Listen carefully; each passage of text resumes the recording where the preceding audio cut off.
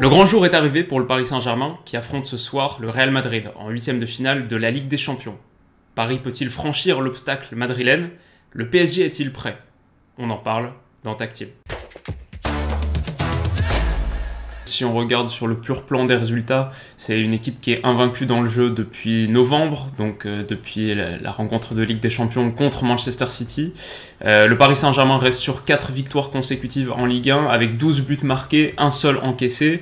Maintenant, il y a quand même l'élimination en Coupe de France contre Nice qui fait tâche et qui contraste un peu le tout. Il y a eu des grosses victoires, on peut penser à la claque infligée à Lille 5-1, mais si on regarde un peu la physionomie du match et les faits, en fait, on se rend compte que Lille a donné le bâton pour se faire battre avec deux grossières erreurs de son gardien et puis des erreurs en défense qui ne pardonnent pas. Le match contre Rennes, je n'ai pas envie de le qualifier d'inquiétant parce que ça fait 2-3 mois maintenant que Paris attend l'échéance du match face au Real Madrid, que Paris soit un peu peut-être sur la retenue, que Paris ne fasse pas énormément d'intensité parce qu'on ait peut-être peur de se blesser, qu'on ait peut-être peur d'un petit pépin juste avant le match. C'est pas très surprenant.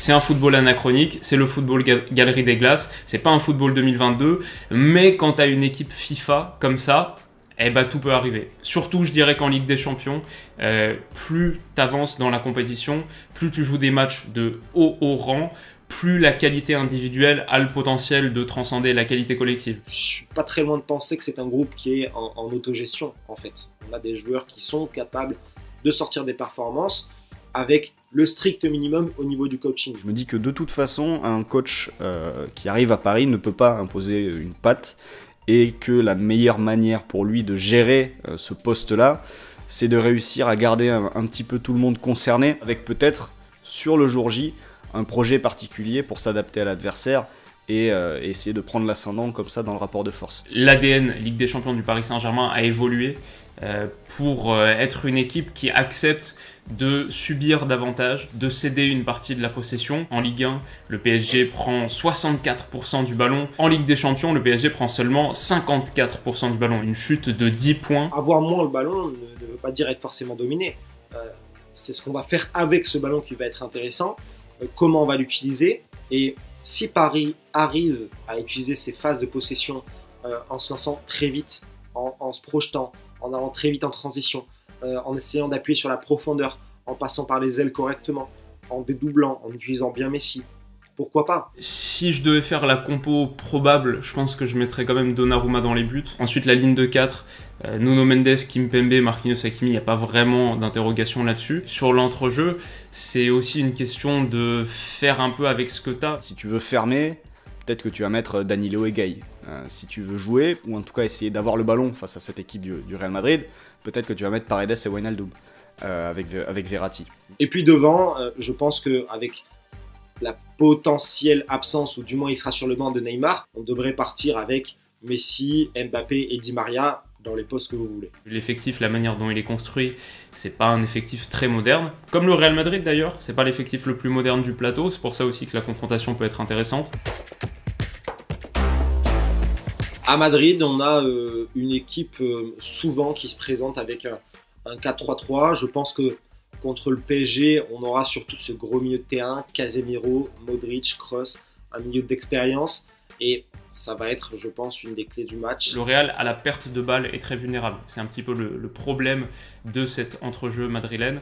C'est qu'il est, ok, très bon avec ballon, mais à la perte, si tu as déjà vu Kroos essayer de couvrir les espaces dans son dos, ça se voit qu'il a le souffle court assez rapidement. Défensivement, en revanche, on a une équipe qui est moins solide, en tout cas qui dégage moins de sérénité, de solidité derrière, même si dans les cages, Thibaut Courtois fait quand même le taf et permet de sauver pas mal de situations aussi. L'une des clés, ce sera aussi le niveau de Karim Benzema.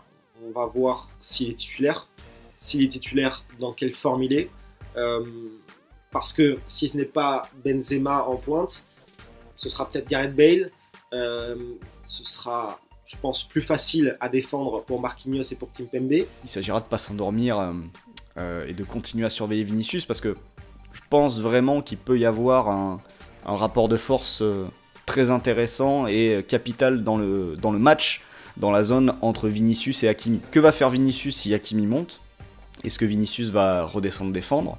Et auquel cas, si Hakimi réussit par ses montées à forcer Vinicius à défendre, ça peut être une très bonne chose pour le PSG. Clairement, il y a un énorme potentiel narratif derrière un grand match de Messi contre le Real Madrid.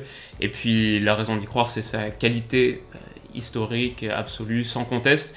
Je pense qu'il y a un match qui motive bien Lionel Messi, c'est celui-ci. On parle évidemment de Mbappé beaucoup en Ligue 1 et à raison, mais sur les 6 matchs de Ligue des Champions, ça reste Messi le meilleur buteur du PSG, avec 5 buts, puisqu'Mbappé est à 4. Je me dis que face au Real, on peut retrouver le Messi qu'on avait vu en Ligue des Champions, ou aperçu, puisque c'est vrai qu'on l'a pas vu non plus énormément.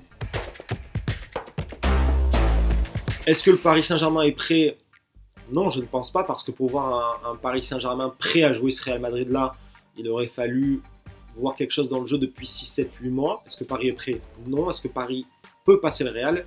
Oui. Ils ne feront pas un match collectivement abouti, où les séquences de pression sont réussies, où les phases de relance sont immaculées. C'est pas le PSG en Ligue des Champions, mais ils auront quand même 4-5 occasions majeures dans le match. S'ils en marquent 2, peut-être qu'ils l'emporteront. Ce que je trouve intéressant pour Paris, c'est que, mis à part Neymar qui va revenir tout juste de blessure, c'est que tout le monde est là, quasiment. Certes, il y a Sergio Ramos, mais ça reste un peu une arlésienne aujourd'hui. Mon idée, c'est que ce sera un match aller, très match aller, c'est-à-dire très calcul, très observation, match joué sur un tempo plutôt lent, qui est plutôt l'identité des deux formations. Paris n'a pas à rougir face au Real sur le plan des individualités. Je vois rien qui met Paris dans un statut d'outsider. Pour moi, c'est du 50-50 à l'heure actuelle. Et par contre, bien malin, celui qui peut pronostiquer de quel côté ça peut tomber.